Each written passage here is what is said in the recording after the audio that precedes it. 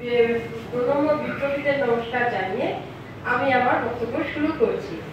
আবার যে জিনিসটা আমার আজকে খুব ভালো লাগলো সেটা হচ্ছে পরিবেশ দিবস হিসেবে বৃক্ষরোপণ, যেটা আমাদের এখানে গ্লোবাল ওয়ার্মিং যেটা শব্দ যেটা এখন এসেছে বর্তমান যুগে, সেটার জন্য এই পরিবেশ রক্ষাটা ভীষণ উপযোগী। এই কাজটা খুবই ভালো লেগেছে, বৃক্ষরোপণ। কারণ একটা বৃক্ষ, একটা গাছ, একটা মানুষের প্রাণ। হ্যাঁ, যেভাবে আমাদের এখানে অসুবিধাটা হচ্ছে, যেমন ধরুন কার্বন গুলো গিয়ে ওপরে গিয়ে জমা হচ্ছে, সূর্যটা পড়ছে পৃথিবীতে, সেটা রিফ্লেক্ট হয়ে গিয়ে কার্বনে গিয়ে ধাক্কা খেয়ে আবার পৃথিবীতে ব্যাক করছে। এই করতে করতে মানে আপনার টেম্পারেচারটা বেড়ে যাচ্ছে।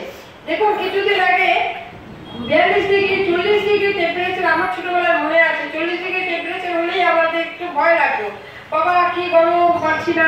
এখন সেটা হ্যাবিচুয়েট হয়ে গেছে। 42 ডিগ্রি সেন্টিগ্রেড কোনো টেম্পারেচার গায়ে লাগে না, বুঝেছেন? এই করতে করতে 50 ডিগ্রির কাছাকাছি টেম্পারেচার চলে যাবে, আরো 10 বছর পরে দেখা যাবে 55 ডিগ্রি হয়ে যাবে।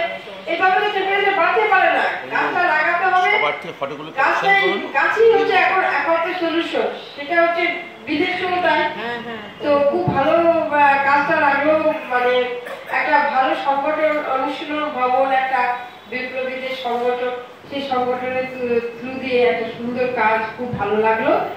আর সমস্ত বিপ্লবীদেরকে প্রণাম জানি। তো জানি তো ব্রিটিশরা ইন্ডিয়াকে কি করে গেছে, বাঙালি জাতিকে শেষ করে দিয়ে গেছে। একটু লেখাপড়া জানা মানে বাঙালি ফ্যামিলি হলে তারা কোনো না কোনো ভাবে স্বাধীনতা আন্দোলনে ইনভলভ হয়ে গেছে। স্বাধীনতা আন্দোলনে ইনভলভ যারা হয়েছে তাদের শীত দ্বারা, সেসব ফ্যামিলির শীত দ্বারা একদম ঘুরিয়ে দিয়ে গেছে ব্রিটিশরা। হ্যাঁ, সেটা তো জানি কি অবস্থা।